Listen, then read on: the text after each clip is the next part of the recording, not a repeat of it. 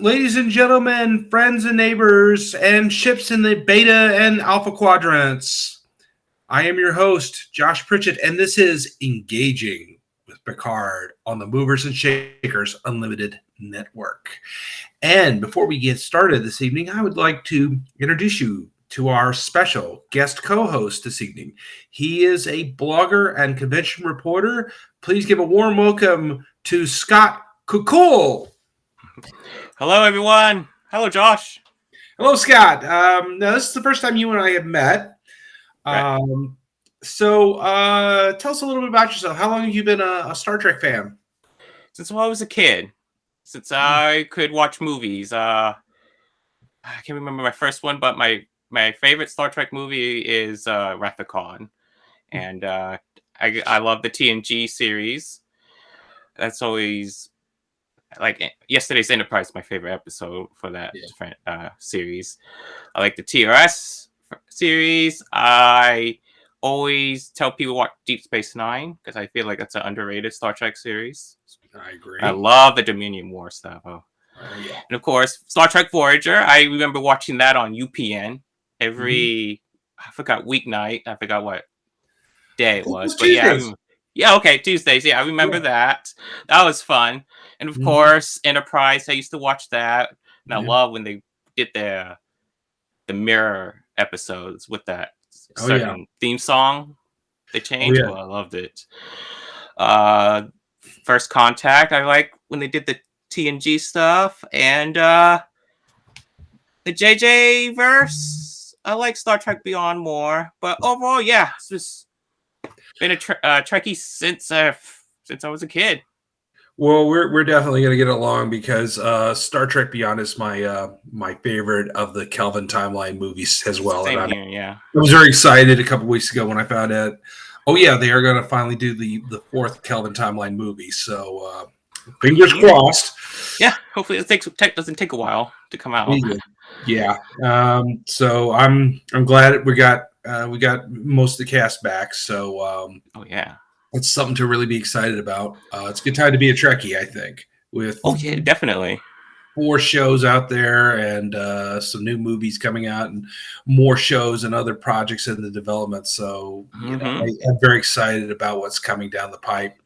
So without further ado, we have 2 episodes from the last 2 weeks to get into. So let's engage with episode 3. So after Picard and team manage to escape the evil alternate Earth, they get back to the Lucera, where they are followed by the Magistrate and some of his goon squad. They take them prisoner, but Rafi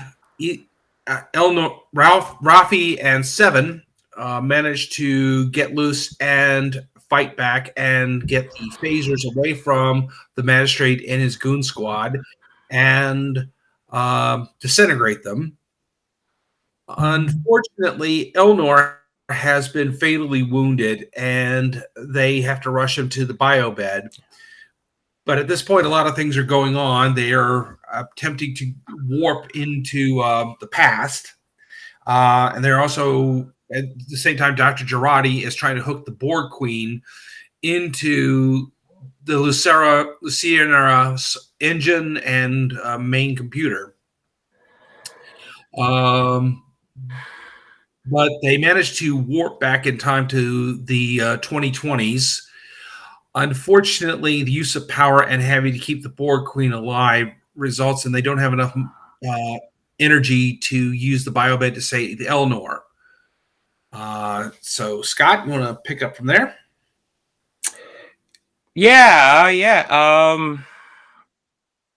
Elnor, because of the ship was all its powers being drained by the Borg Queen.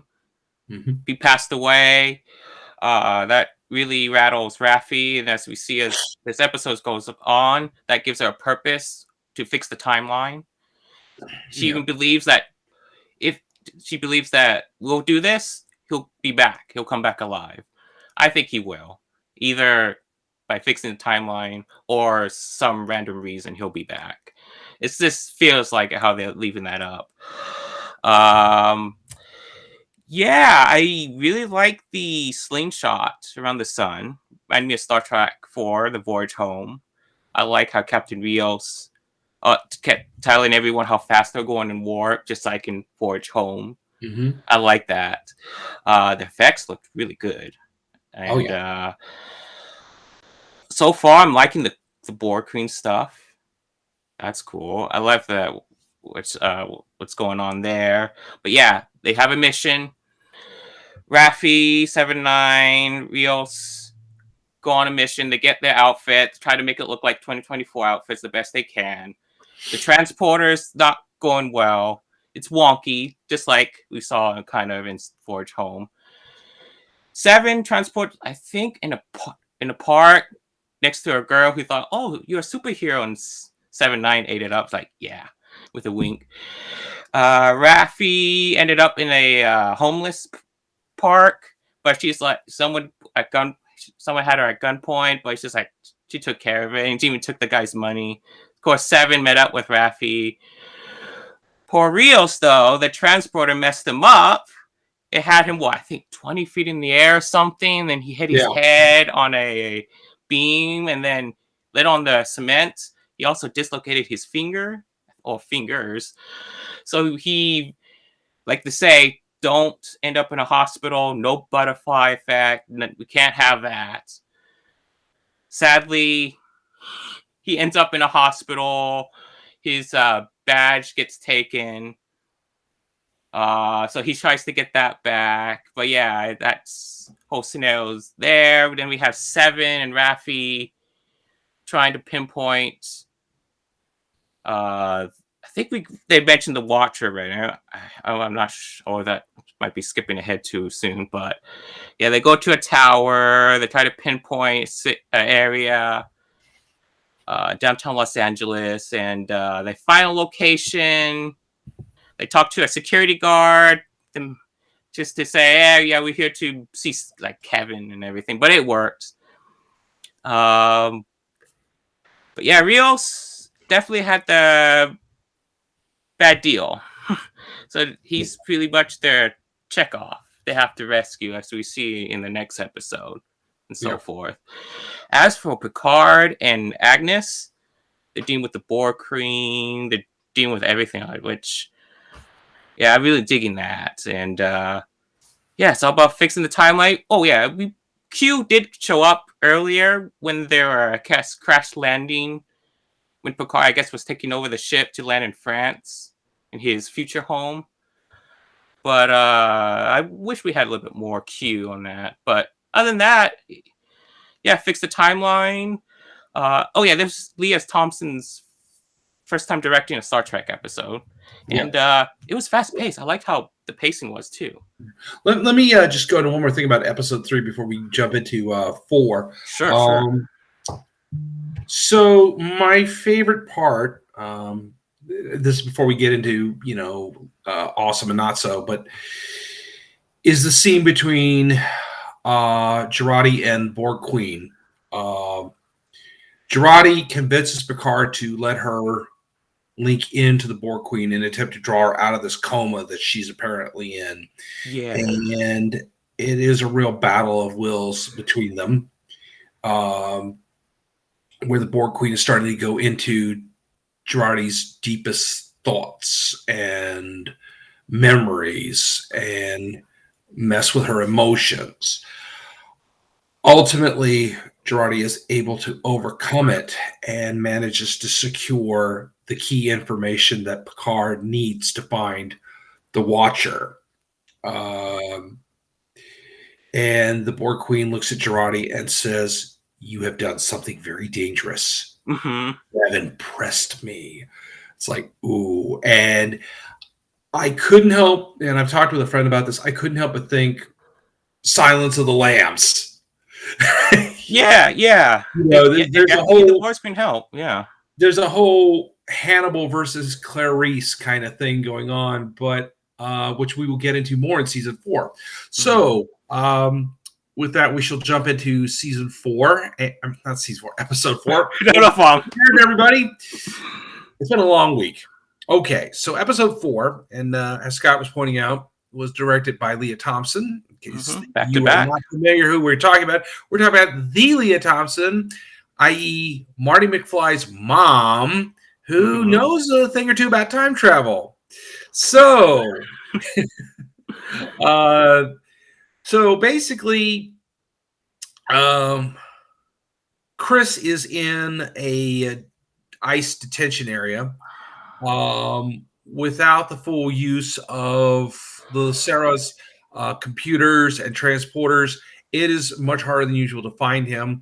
So Seven and Rafi go to a local NYPD police station where they find out, okay, no, he's not in the LAPD system. He's in the ICE system. So Seven and Rafi end up deciding to steal a police vehicle in order to use the computer, hack into it, and try to find where Chris is. And of course, they find that he's in a detention center about an hour outside of the city, and that they're getting ready to move him to a nondescript location, some sort of internment area south of the border. So they move off to intercept him. Meanwhile, PICARD takes Girardi inside the abandoned PICARD Villa home and tells an interesting tale about the history of the Picards, where apparently the house has not been lived in at this point for decades, except for maybe some caretakers. But apparently the Picards, during World War II, escaped to England, which at long last, ladies and gentlemen, we have an explanation to why Jean-Luc Picard has a British accent. Yep. Finally, yep. Yes, we finally have explained that great mystery. So, and while they're there, Picard is trying to, help Agnes warm up, lighting a fire, and she becomes somehow drawn to the number 15. She picks up a bottle of the 1915 wine, the 15th volume of the Encyclopedia Britannica. Somehow the number 15 is significant for some reason, which we'll get into in a little while. Okay, Scott, you want to take it from there? Yeah, Agnes kept getting, like you said, a bottle of wine that was 15. She did something with a old-fashioned calculator. She did something else. Then Picard mentioned, you're telling us something, which would eventually say April 15th. They need to fix the timeline no later than April 15th. So they got 3 days to do it. So that leads also Picard to go meet a old friend, or I guess new now, but Guinan, at 10 Forward in Los Angeles. He used the coordinates. Whatever's left with the transporter, he teleports there. It's a new person playing Guinan. I was like, oh wow, okay. But yeah, at first their encounter was not what Picard expect. He tried to keep it not saying too much about the future, but eventually he had to mention a certain line that a future Guinan said to Picard, which also did a time sickness. And she's like, wait, what's going on here? And then eventually Picard would mention his full name. And then that's when Guinan would eventually tell him, okay, come with me. I'll take you to the Watcher, the supervisor, you can want to say too. And that goes to a park. I think it's called it's a park in LA. And of course, meanwhile, Seven and Rafi are, like you said, in a cop car SUV in a chase, which wasn't that bad. I'd say, oh, okay, they're going nearby Los Angeles Convention Center. I'm like, there it is in the background and everything. And I like how Seven thought yellow light was good to go faster. That was pretty cool. That was pretty cool. I'm like, okay. And then in the meantime, Girardi was talking to the Boar Queen. I love their interaction again. She's the transporter still repairing itself, but of course it was too slow. The Boar Queen like, I can do it quickly. Let's make a deal. Pretty much the deal is this: let's become best friends. So Girardi's like, okay, well, sure, we'll talk to each other and all. So the Boar Queen fixed the transporter. 7-9 and Raffi stop their SUV, transport to a nearby area where I guess they have that sanctuary where Chris is going, which is also, I think, a Deep Space Nine reference, because I think Cisco visited a sanctuary in San Francisco. Yeah. In 2024, a few months later, I think, because they're in April, I think Cisco showed up in September, if I'm correct. Yeah. So that happened, but Girardi double crossed the Boar Queen. She's like, I'm done. Nope, we're not going to talk. I'm like, oh wow. And then even the Boar Queen's like, what? Yeah. You did it again? You're not going to keep your promise? And then, of course, at the LA park, a little girl, mind control with the white eyes, pretty much told Gannon to beat it. I guess the Watcher's not a fan of Gannon and what she does. So the little girl took Picard's hand for a little bit. Then another person with being mind controlled told him where to go. And then another person being mind controlled grabbed Picard's hand to go through a tunnel underneath a bridge. I know they say that he was doing all this not to be followed, the Watcher saying that. But I find it to be a little silly. Just for a short distance, you were doing all that. Maybe if you're going to some alleyway or something, I'm like, okay. But anyways, but at the end, a familiar face shows up, which surprises Picard. And then at the end, they go off somewhere, which is like a little... I didn't notice at the time till I did some research, but Gary 7 little reference from a TOS episode, which I think is Simon Earth. Yes. And I'm like, oh, yeah. Like I said, first I didn't pick it up till I bet you it's been something, an Easter egg. And like, yeah, it's right. I'm pretty sure not a lot of people got that reference. And of course, we had an extra scene with Q. I think he was doing a monologue, just thinking to what he wants to do. We have like a woman just reading a book. I think she was drinking tea as well. And in the background, they had the Europa poster. And then, of course, said to boldly go. And Q, like I say, was just talking what he wanted to do and everything. He did a snap, but nothing happened. So I'm guessing his power either went away or not working. And I'm also curious, does this woman character going to play any importance? Is this like because of the tea reference, the type of book she was reading? Picard mentioned a past Picard being on an important mission to explore the solar system. I wonder if she's a Picard. Yeah. One of the ancestors. And like you said, we finally got a explanation why a French guy has a British accent. I was like, there you go. So that was a good explanation. Oh yeah, the punk cameo from Star Trek 4. I wanted to talk about that. Kirk Thatcher, he's back. Yes, that was cool. Yes, the original actor who played the punk rocker from Star Trek 4: The Voyage Home. It's a great scene. He's sitting in the bus. Seven and Raffi are there. He's playing an updated version of the song he was playing in 1986. I think, yeah. And Seven tells him to turn it down, and suddenly he makes this weird gesture, like he remembers the pinch, and then turns it off. And I thought that was a really nice shout out. But there's something about that I want to get into in the awesomes and not so awesome. Sure. I think I might know what you're gonna be alluding to. Yeah, I'm gonna talk about that. So,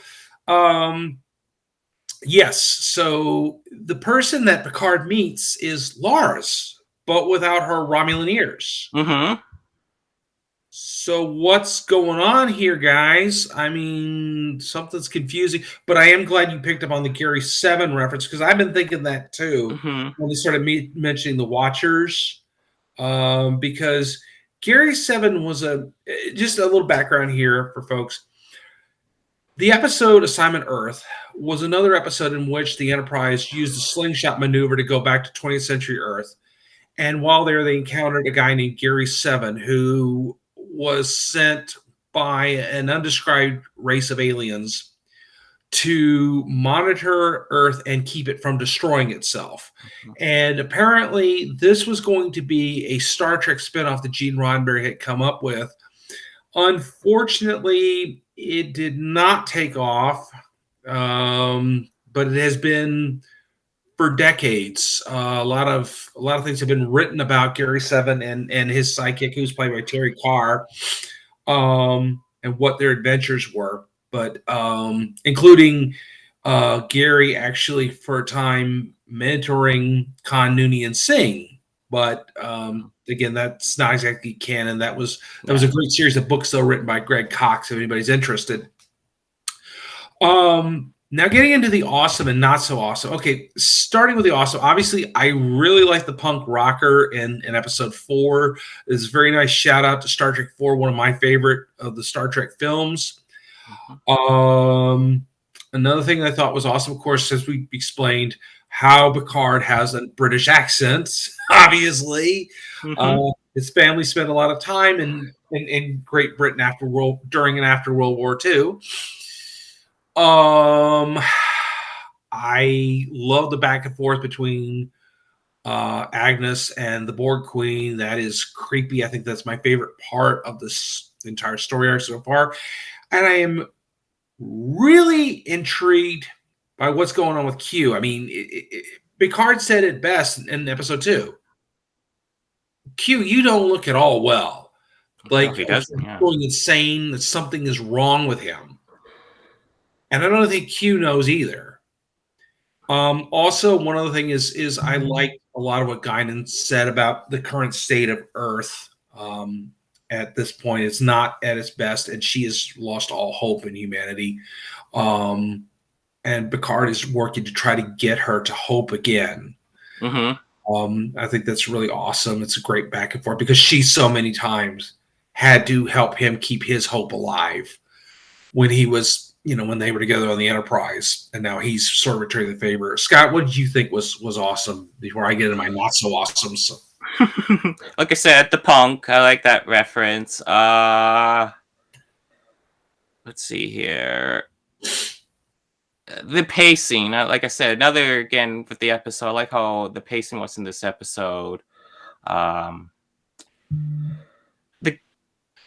You know what? I like the new actress playing Guinan. I thought she was doing a fine job and everything. Yeah, I thought so too. I thought she was terrific. So I was like that, and of course I like the pit bull. I like animals, so I'm like, oh, that's cute. Luna. I wonder, Luna, and I wonder if that's Picard's real dog or something, or is it a rescue? Because I know it is most likely another rescue pity because Patrick Stewart is a big animal rights guy. He especially for pit bulls. I mean, he's been an advocate for several years for pit bulls, and so when they got ready to make this, he told Alex Kurtzman he wanted Picard to have a pit bull dog, and of course that was number 1. And everybody fell in love with number 1. He's just a little fella, and he's cute. Luna's a sweetie too. I don't care what he says. Pit bulls are awesome. They're just big love machines is all they are. Yeah. I mean, they just have this awful reputation because they have awful owners. Yeah, that's the key. And okay, that's me on my soapbox, folks. I'll get off that. As for what was not so awesome, and okay, this is the one thing, and I do hope that they explain this. There is a theory I will go into after I explain what got on my nerve. Kind of okay. When they meet at the 10 Ford bar in Los Angeles, Guinan does not know Picard. Now, here's the problem. There was a brilliant two-part episode that was the season finale and sixth season premiere of STTNG called Time's Arrow, in which Data and Picard and the rest of the bridge team meets up with Guinan in the 19th century along with Mr. Mark Twain, in order to find these aliens that are sabotaging Earth's past. And at that time, obviously, Guinan didn't know who they were, but they all knew who she was because she was their friend and that they would know her. Has she forgotten? I mean, I know there's been about 130 years difference between both events, but has she forgotten that? That she knows Picard. She once knew him. He saved her life in a cave underneath San Francisco. Why doesn't she remember that? And why doesn't Picard seem to remember that either? The other thing, now here's the theory I have heard. Somebody proposed. Okay. Because Picard and the Picard 7, which is what I call them, the Picard 7 came back from the evil alternate universe timeline to April of 2024, that Picard would not have gone back in time to the 19th century and met the Guinan of that time and all that, because obviously they don't know anything about time travel in that alternate timeline. And that sort of, that didn't happen. So once he resets the timeline, the times stuff in Time's Arrow will have happened again. That's the theory I have heard. Problem I have with that, and I mean, it's a good idea, but here's the problem, is we go back to the punk rocker. Clearly, he remembers getting the Vulcan nerve prints from Spock, so obviously Kirk and Spock and the Enterprise crew went back in time to save the whale, to get a couple of whales and save Earth, which probably would not have happened in this evil alternate timeline because Kirk and Spock would not have been friends. And they would not have been in Starfleet together. So that couldn't have happened. So that there's kind of something going on there. I know that they have a lot of people that know a lot about Star Trek, that know everything about it. And maybe they have an explanation that we haven't gotten into. Maybe Guinan has had something happen in the last 130 years where she might have forgotten key parts of it, but when she hears the name Jean-Luc Picard, she's reminded of something. We don't know. This could be more stuff by Q. So let's, it's not turning me off from the season, but it, kind of, can we kind of, give me an explanation for what's going on? Maybe there is one. I hope they didn't just forget, there was a whole two-parter where they were on an adventure with Mark Twain back in the 19th century. So, Scott, what was on your not so awesomeness list? Pretty much yours. I know that one of the showrunners named Terry's mentioned that Picard and his crew are on the Confederation timeline still. Yeah. So that's why Guinan can't remember meeting Picard and Time's Arrow, and so people are saying that never happened. Yeah. So I'm like, okay, but like you mentioned about the punk, Kirk and Spock, the good Kirk and Spock Federation met that punk, so he remembers it. So you kind of created an issue with that guest appearance. If they didn't have it, I'm like, okay, I can let the Guinan thing slide. But with the punk being there, it doesn't make sense. You're creating a problem there with the timeline. I could see an evil Kirk going back to save Earth, find whales and stuff, but not Spock, because the Confederation is fighting the Vulcans. Yeah. So unless Spock's like, no, I'm totally evil, I'll join you guys and all. But yeah, there's that issue, and there is that. And then the ice, I didn't mind everything else. That one ice agent, they kind of went too much, being a jerk. I'm like, okay, we get it. We get what he's doing to Chris.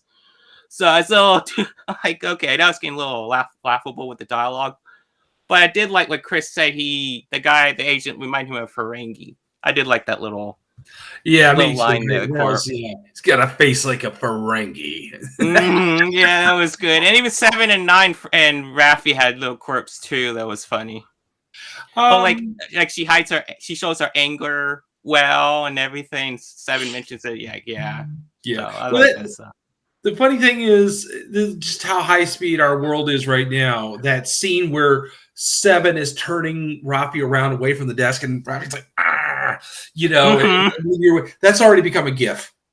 So it's already a GIF, and I'm like laughing about it because somebody sent me that this morning, and I thought, and Raffi's kind of looking all Bugs Bunny angry kind of thing. Yeah, I love it. I love what she's doing, that actress, and I guess 7 knows how to drive a car, and I'm guessing maybe like Paris taught her how to do it in Voyager. Well, I mean, they had so many holodeck things that they did. I find it hard to believe that they wouldn't have, had some holodeck simulation where that's what I thought. They played out a game where they had to drive a car. I mean, I wouldn't think that was impossible that she didn't, and it could also be that it's such simple technology to her that, she could do it. But I'm imagining it was something to do with Voyager that we never did see. Okay. Remember the episode where they had the whole thing where they were trapped in this simulation of the World War II resistance, which coincidentally was named the Maquis, by the way. That's where they got the name for that on Deep Space Nine. That was what the French resistance was called, the Maquis. So one other thing I want to shift back to the awesome. Okay. Do you know the historical significance of April 15th, Scott? You do. Would you like to tell us what April? I thought you meant. No, I don't. I thought you meant. What the timeline? My bad. Okay, well, it is a very huge. It was a very time-altering day. That is the day that John Wilkes Booth assassinated President Abraham Lincoln. That's right. Yes. So, kudos to the writers at Star Trek for another important pivotal event in history is going to happen on April 15th. 2 of them. First, the death of President Lincoln, obviously, and something else we don't know. Keep your fingers crossed. Let's cannot wait till Thursday night next week. Yeah. And then quickly, Q, he was reading that LA Times article, and the date said January 21st of 2024. So I'm guessing he's been in Los Angeles for a while. Yes. Before Picard and the others showed up in April. I'm like, unless that's a mistake, but he's been there for a while. Unless he could have brought the newspaper back with him, but he could have. It could have been. Yeah. Okay. So I mean, this is.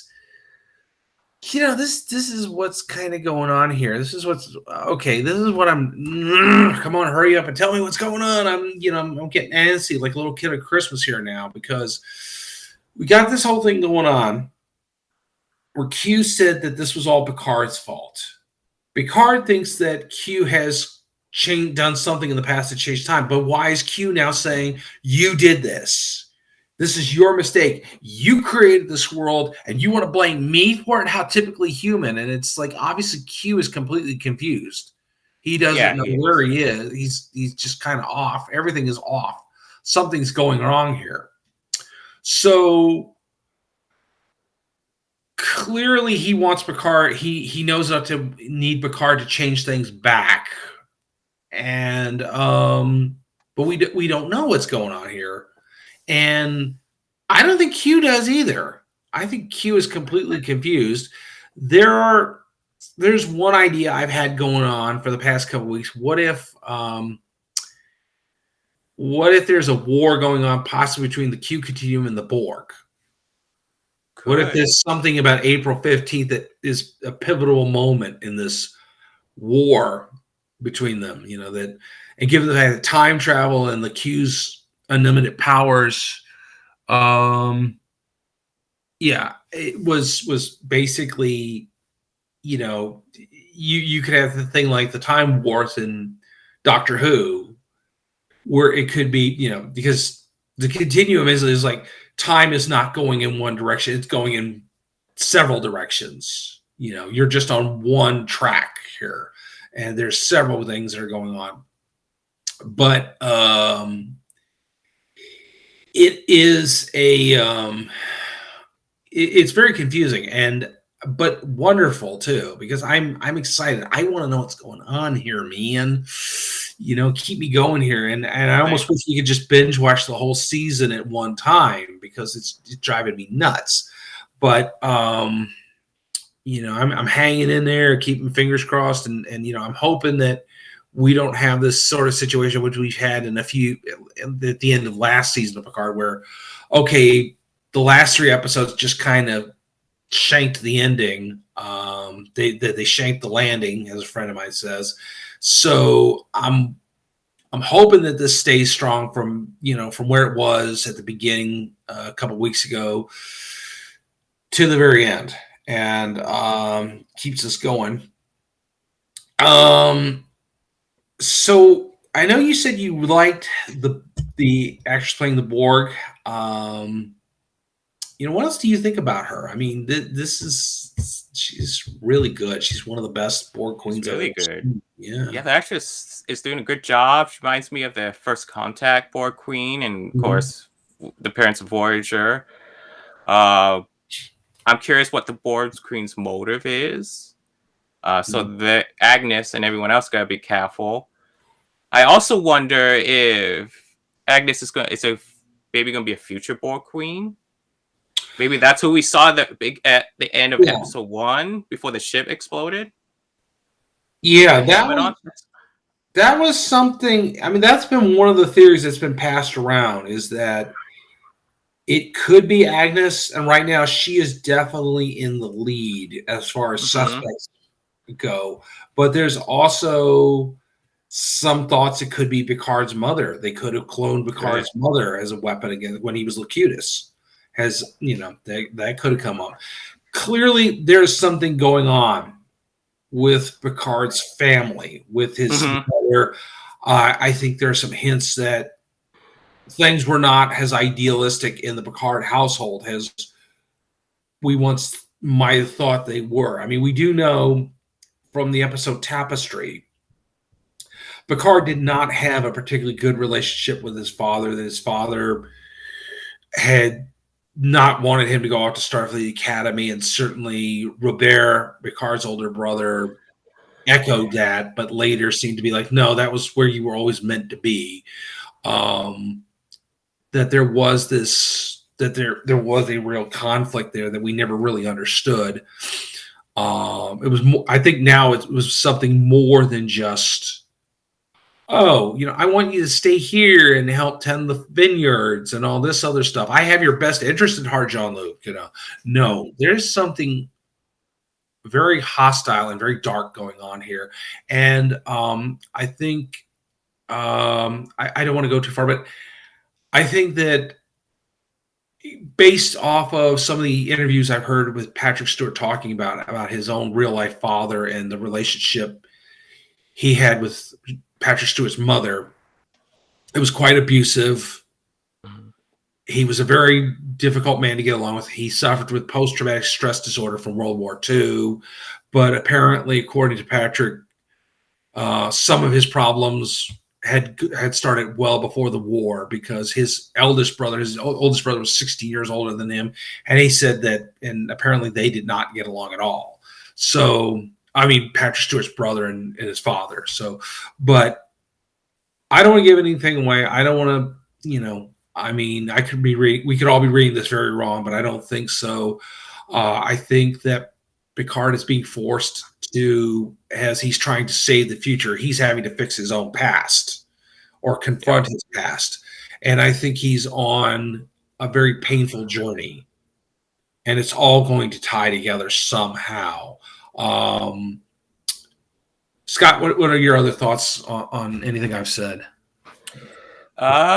It's Picard has the fear of not continuing the Picard line, as we saw in Generations movie, and it was also mentioned again in episode 1 of Picard of season 2. Maybe at the end he has a child or some way somehow. And I know Q knew Picard could fix the timeline problem. So we'll see. We'll see where Q goes to with his powers. I'm pretty sure he's like wondering what happened and probably lost control what he can do now in this past Confederation timeline. Yeah.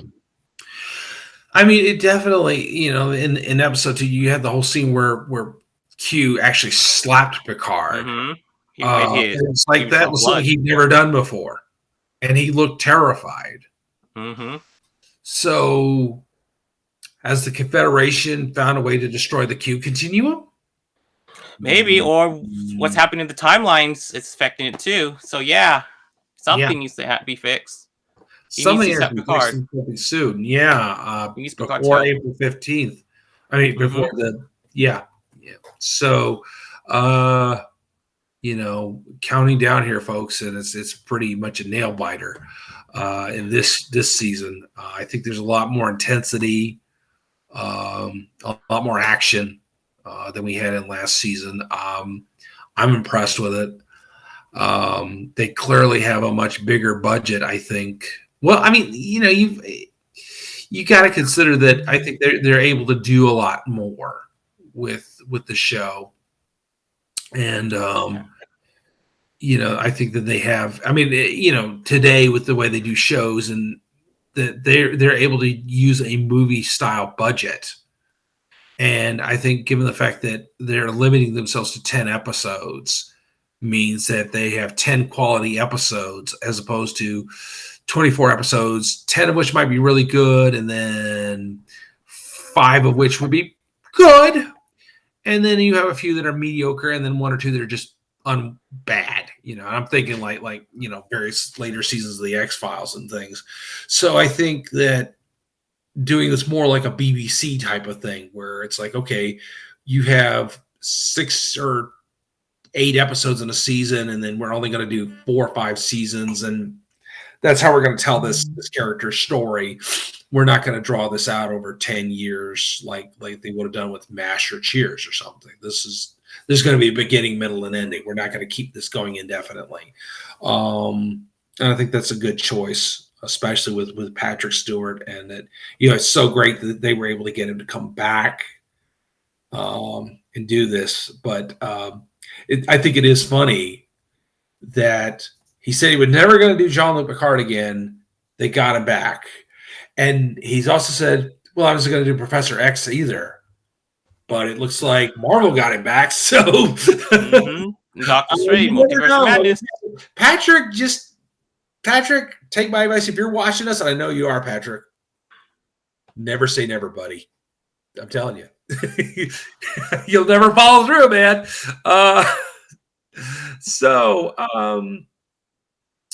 What are some other thoughts you had so far about the season as a whole? We're in 4 episodes now. Well, I say it's definitely better than this first season, like you said. I'm loving the pacing of all 4 episodes. It's never have a dull moment. Like I said, I love the Borg Queen Agnes interactions. I love the time travel adventures. Like I said, the slingshot around the sun, that was cool. But yeah, I'm curious how they're going to fix the timeline. What answers we're going to get, and what is going to happen with Q and everything. So yeah, that's what I'm curious about. And quickly, and Guinan's license plate in her car, it had S02E01, which was a reference to her first appearance in TNG. If you didn't catch that. No, I didn't. But thank you for catching that. That brings me to another thing.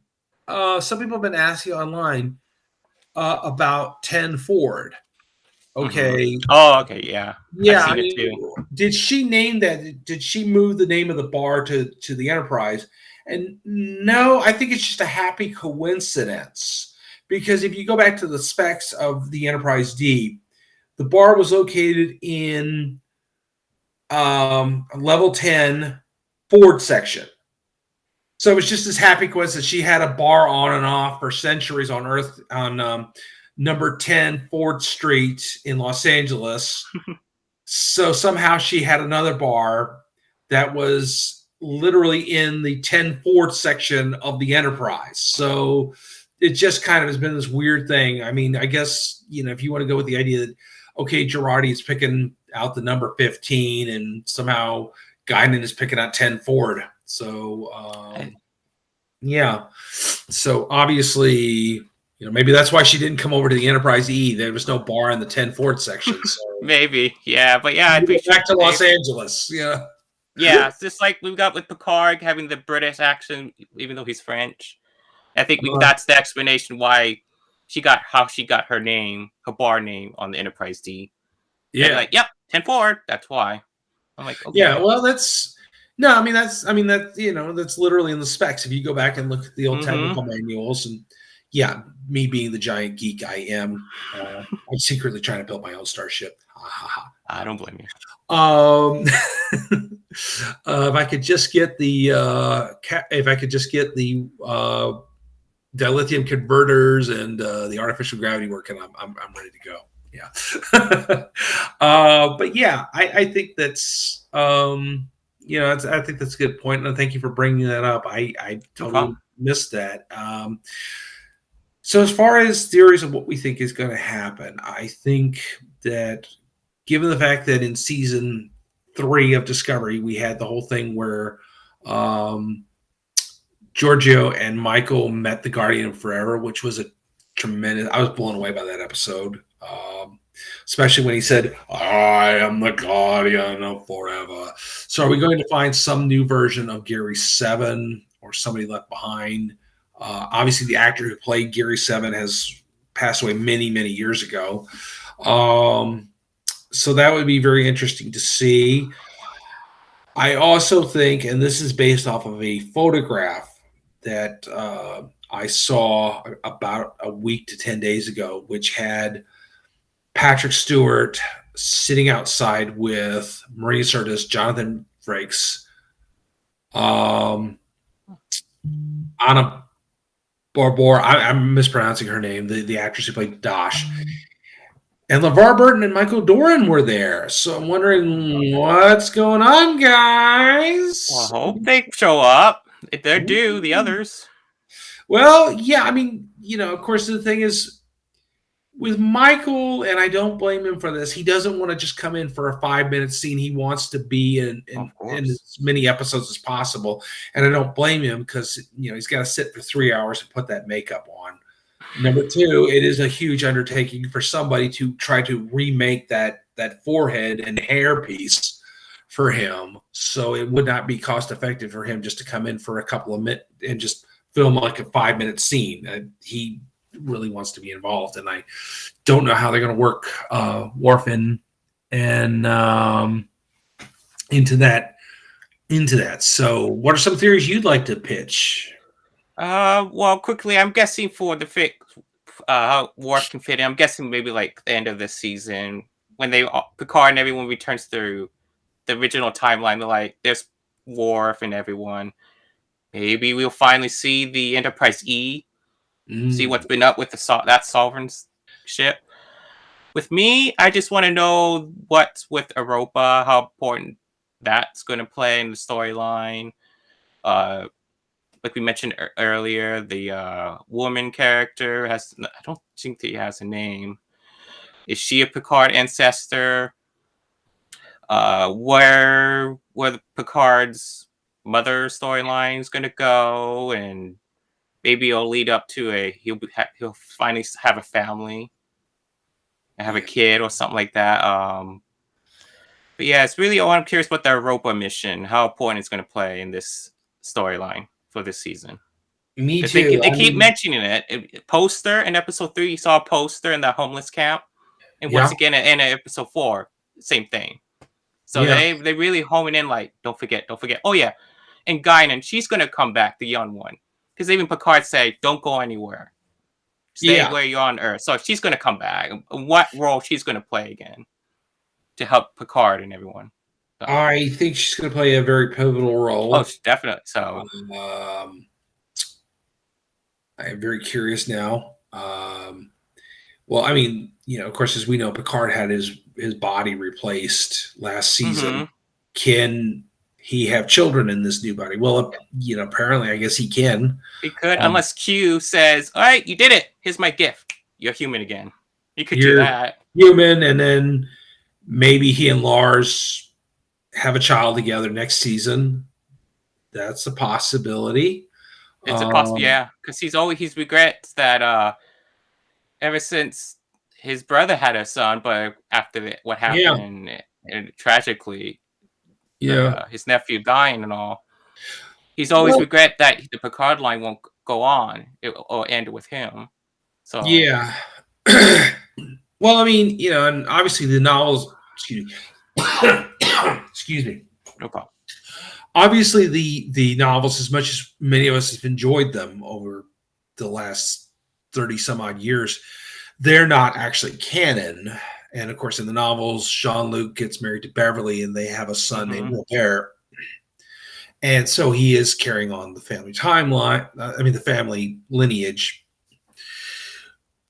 Um, I do have to think that, yeah, I don't think Gates McFadden is coming back any. I mean, if she's going to come back, it's going to be sometime next season probably. Uh, Probably, yeah. and of course, she lives full time in France with her dance troupe and everything. Although she will be at Shore Leave this summer, so I'm sure a lot of people are going to be asking her if she's going to be on Picard. I'm sure she knows a lot about what's going on there. Um, and I'm sure Will Wheaton's going to have a lot of questions for his dear old TV mom hmm on the Ready Room. So just a little shout out to him, a fellow show. Uh, uh, but yeah, I mean, there's a universe of possibilities. I'm glad though that this is one thing I would like to say.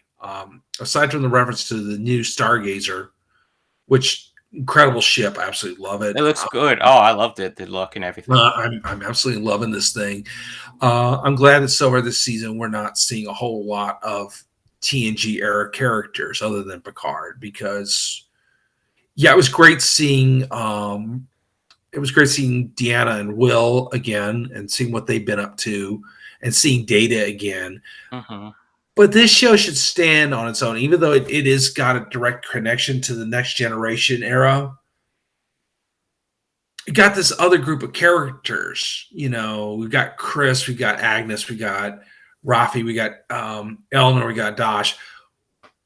We need to focus on them a little bit. We need to give them some shout outs, and also Seven as well, because she's there's a lot going on with her, but she's still doing her thing. Just to get into one other theory I have, they did say that they are only going to end it at season 3. hmm But there's nothing that says that, hey, we can't go on without the adventures of the USS Stargazer under Captain Chris. So I mean, and Agnes and Rafi and Elnor and possibly even Seven and Dosh. Why can't they have their own spinoff right after the end of Picard? Keep this crew together and add a few more characters. I would be watching it in a heartbeat. I would too. Yeah, and more space exploration and more Yeah. Starfleet ships, which I'm always a fan of Oh yeah, me too. seeing. I would totally do that. And you know, I think um, I think we are going to be, and hopefully, yeah, I would. I've been a long time proponent of a Worf series. As anybody knows, I'm a huge Klingon nerd. Um, just a quick bit of news I found out this morning. Strange New Worlds is going back to the TOS and TNG era Klingon looks. Good. So yeah, that's apparently a photograph leaked from there, which has one Klingon looking like a Klingon from the original series, and another one looking from the movie / TNG era Klingons. TNG / Enterprise. So when I say TNG, that means the Next Generation, Deep Space hmm Nine, anything in the 24th century. which technically I guess does include Lower Decks. So Yeah. I would say that is a TNG show. Yeah, all right. Yeah, pretty much, yeah. And Yeah. of course, that what you were just mentioning about the Klingons and stuff. I remember that Deep Space Nine special when they go back in time, the TOS era. They had that Mm-hmm. space station. Trials and Worf and the other one. Troubles with Tribbles. Yeah, I Trials and love that one. Tribulations. Yeah. Worf and then a few others were with him at that at a cafeteria. Got the name. All of a sudden, the Klingons come in. The other ones. Oh, I turn around, and look at Worf, and Worf like, I don't want to talk about it because how the Klingons are so different. Matter we did not discuss with outsiders, but of course, That was we did great. end up explaining it on Enterprise. It was explained. Yeah. It was a virus that the Klingons were experimenting with, and it got out of hand, and it caused millions of Klingons to be deformed like that for a generation or two. But apparently, by sometime in the mid 23rd century, there was an antidote found, and even Klingons like Kang, Kord, Koloff, who we saw in the original series, were cured and got their forehead ridges. Which leads, of course, to a saying: every time a Tribble dies, a Klingon gets his ridges. Okay. I'm sorry. That's awful. Okay, so we're coming towards the end. Scott, would you like to tell everybody a little bit about what you got going on and how we can find you out here in the big universe? No problem. You can find me on Twitter at Scotty the Wise. Oh, no, of course. friendsofcc.com. What I have going is just helping the team get ready for WonderCon 2022. Helping get things posted and everything else. So that's pretty much it. And then in May, Star Wars Celebration. And of course, July, San Diego Comic-Con. And of course, September, D23. I am curious about that Star Trek convention in Chicago, though. I want to know how that goes. Oh yeah, I have it's heard next about month. that. Yes, I am myself a little bit curious about that one. So I mean, anybody who's got any news about that, please do let us know. I can be found on Facebook at Josh Pritchett Jr. My short story collection, Bigfoot and Other Tales of the Supernatural, is still available on Amazon and Kindle. Side note, my interest in Bigfoot was inspired by Leonard Nimoy. So there you go. Star Trek fans, there is a Bigfoot Star Trek nexus right there, man. So just saying. So anyway, that's I think that's all we've got for this week. So tune in again next week. We'll be back on Sunday morning. I will have a different guest co-hosted in. Scott, thank you again for coming in here and joining us here tonight on this Friday night. I hope you have a wonderful weekend, and please do feel free to keep us posted about all upcoming conventions and everything. And will do. I will let you know off screen when we go how you could, I can help you maybe promote some more stuff on some ways on Facebook. So, okay, well, until then, I am Josh Pritchett Jr., and this is Scott Cucullu. Live long and prosper, everybody. Later, everyone.